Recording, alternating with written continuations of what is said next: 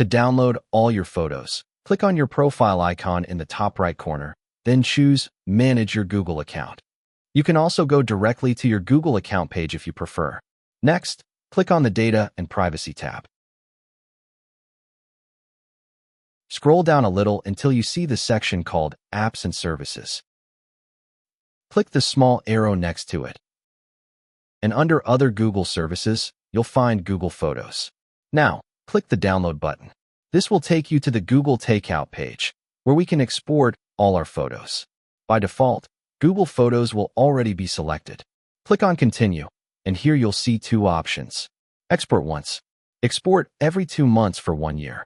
I recommend using the first option, Export once, since we only need a one-time download. Next, under File Type, choose .zip because it's the easiest format to open on your laptop.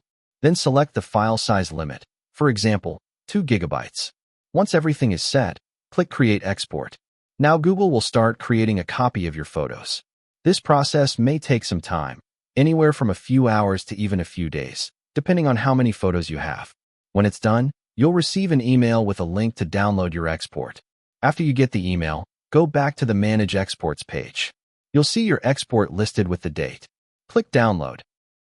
Enter your Google account password, and the download will start automatically.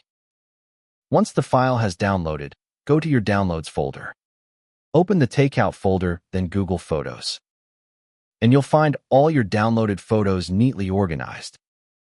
And that's it. That's how you can easily download and transfer all your Google Photos to your laptop. If you found this tutorial helpful, don't forget to like the video and subscribe for more tech tips and tutorials. Thanks for watching.